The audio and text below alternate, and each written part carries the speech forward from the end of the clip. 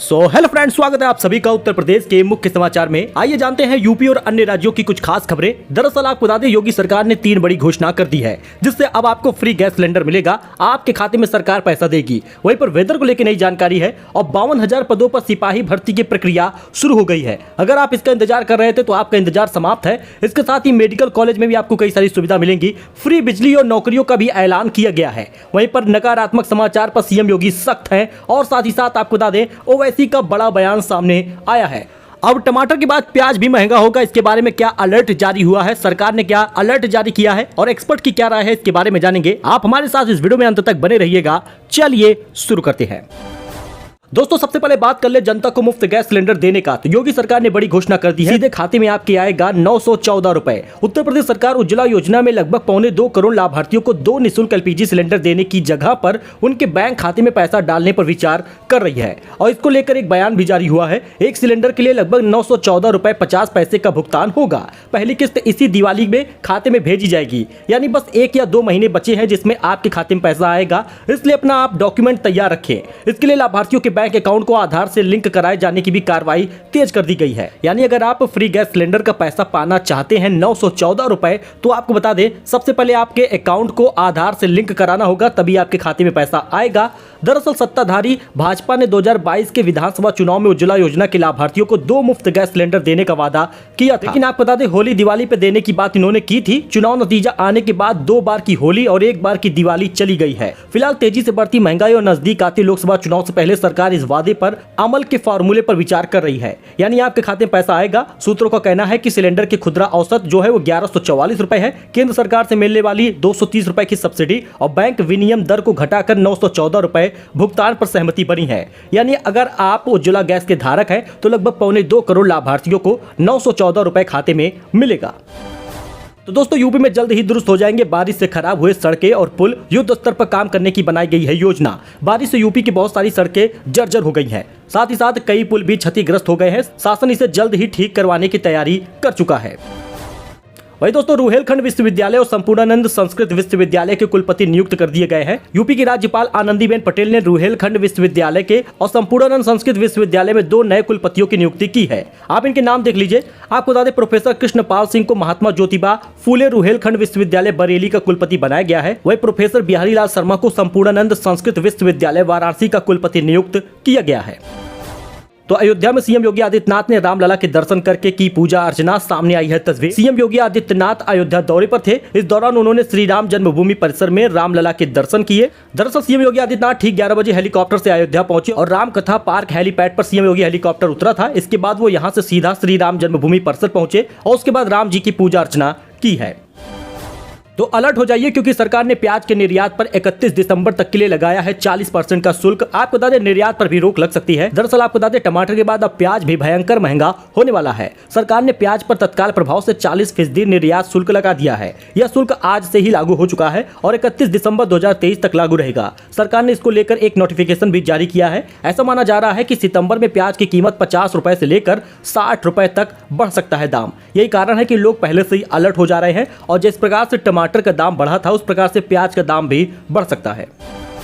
वही सीएम अशोक गहलोत का भी एक बड़ा बयान सामने आया है। क्राइम कर रहे हैं आप लोग, ऐसा उन्होंने बयान दिया। कोटा में सुसाइड पर सीएम गहलोत ने कोचिंग संचालकों की क्लास ले ली है। अशोक गहलोत ने कहा, कोचिंग संस्थान में कक्षा 9 और 10 के छात्रों का नामांकन करने से उन पर अतिरिक्त बोझ पड़ता है, क्योंकि उन्हें बोर्ड परीक्षा भी देनी होती है। उन्होंने कहा, आप 9वीं और 10वीं कक्षा के छात्रों को बुलाते हैं, आप एक तरह से अपराध कर रहे हैं। ऐसा लग रहा है मानो IIT भगवान हो। तो क्या 2024 को लेकर मायावती से फिर गठबंधन करेगी सपा? अखिलेश बोले, अब कोई कंफ्यूजन नहीं चाहता। दरअसल समाजवादी पार्टी के राष्ट्रीय अध्यक्ष अखिलेश यादव ने टीवी चैनल से बात करते हुए बसपा प्रमुख मायावती से गठबंधन के सवाल को लेकर बड़ी बात कही है। बसपा से सपा के गठबंधन पर अखिलेश यादव ने कहा, आने वाले चुनाव में मैं कोई कंफ्यूजन नहीं चाहता। वो एक स्पष्ट रणनीति लेकर चल रहे हैं। अगर स्पष्ट रणनीति के साथ चुनाव में जाएंगे तो जीत जाएंगे।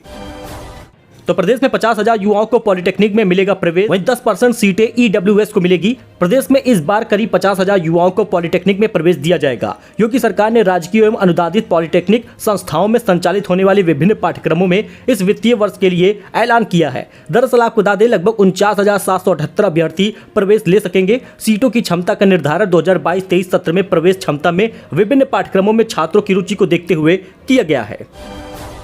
तो उत्तराखंड में छपे हैं नकली नोट, आप भी थोड़ा अलर्ट हो जाइए क्योंकि यूपी में खपाए जा रहे हैं। आपको बता दें हजारों रुपए के नकली नोटों के साथ 4 गिरफ्तार हुए हैं। उत्तर प्रदेश के ललितपुर में वाहन चेकिंग के दौरान पुलिस ने 98,000 रुपए के नकली नोटों के साथ अंतरराज्यीय गिरोह के 4 सदस्यों को धर दबोचा है। तो आप भी अलर्ट रहिए, 500 रुपए का नोट अगर आप ले रहे हैं तो थोड़ा ध्यान से देखिए क्योंकि वो नकली भी हो सकता है।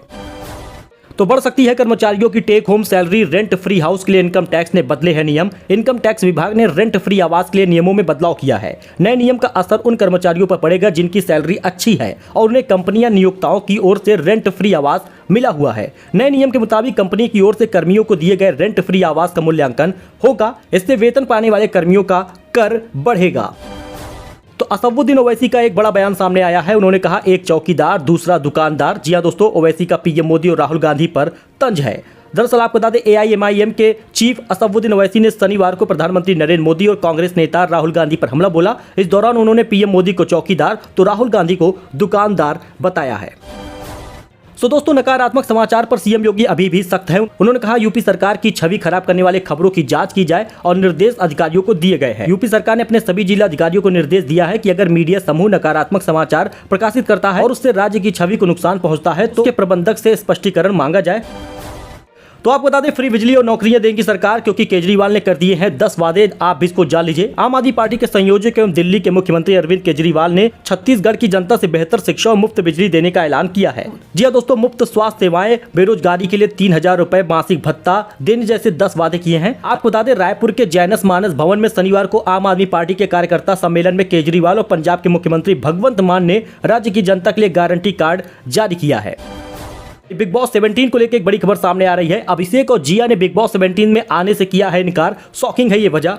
दरअसल बिग बॉस OTT 2 का लगातार क्रेज बढ़ता गया और इसके बाद अब बिग बॉस 17 आने वाला है, लेकिन दर्शकों को अब बड़ी बेसब्री से इंतजार है बिग बॉस 17 का। ऐसे में फैंस का एक्साइटमेंट तब और भी बढ़ गया जब उन्होंने सुना कि जिया शंकर और अभिषेक मल्हान यानी कि फुकरा इंसान सीजन 17 में आने वाले हैं, लेकिन ऐसा नहीं है। उन्होंने इस खबर का खंडन किया है। अभिषेक मल्हान और जिया ने कहा है कि बिग बॉस 17 में वो नहीं आएंगे। वही अब हर मेडिकल कॉलेज में होगी कैंसर यूनिट, सस्ता होगा इलाज, नहीं लगाना होगा दूसरे शहरों का चक्कर। प्रदेश के हर मेडिकल कॉलेज में कैंसर यूनिट स्थापित की जाएगी। यहाँ मरीजों की स्क्रीनिंग, उपचार और जांच की सुविधा मिलेगी। पैथोलॉजी और माइक्रोबायोलॉजी लैब का उच्चीकरण भी होगा। यह व्यवस्था चरणबद्ध तरीके से लागू की जाएगी। वही दोस्तों, अब और भी तेजी से दौड़ेगा बुलडोजर। अपराधियों की संपत्ति पर बुलडोजर चलाना हुआ है आसान। प्रदेश में अपराधियों की संपत्ति को जब्त करने के लिए केवल एक मुकदमा होना पर्याप्त होगा। उच्चतम न्यायालय और उच्च न्यायालय के निर्देशों के बाद किसी भी अपराधी के खिलाफ यदि केवल एक मुकदमा दर्ज है तो भी उस पर उत्तर प्रदेश गिरोहबंद एवं समाज विरोधी क्रियाकलाप अधिनियम के तहत कार्रवाई की जा सकेगी। यूपी में 52,000 पदों के लिए सिपाही भर्ती प्रक्रिया शुरू हो गई। 25 लाख आवेदन आने का अनुमान है। जी दोस्तों, इस भर्ती प्रक्रिया के लिए टेंडर जारी कर दिया गया है। टेंडर नोटिस जारी हो गया है। UPPRBP की ओर से जारी सूचना के मुताबिक AEOI भेजने की अंतिम तिथि 25 अगस्त 2023 है। इस अवधि के भीतर इच्छुक कंपनियां sampark.uppbpp.gov.in पर आवेदन कर सकते हैं। एक अनुमान के मुताबिक 25 लाख लोग इस बार आवेदन कर सकते हैं।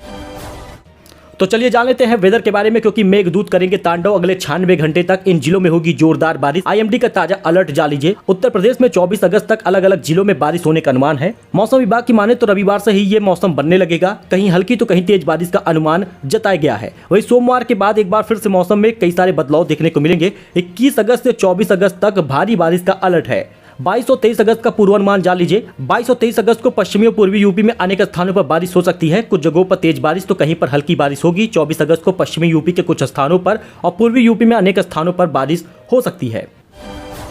दोस्तों, ये कुछ अपडेट था जो आपके साथ शेयर किया गया है। आई होप आपको ये पसंद आया होगा। वीडियो पसंद आया हो लाइक करें, चैनल को सब्सक्राइब करें। मिलते हैं एक नई जानकारी के साथ एक नए वीडियो में। तब तक के लिए धन्यवाद।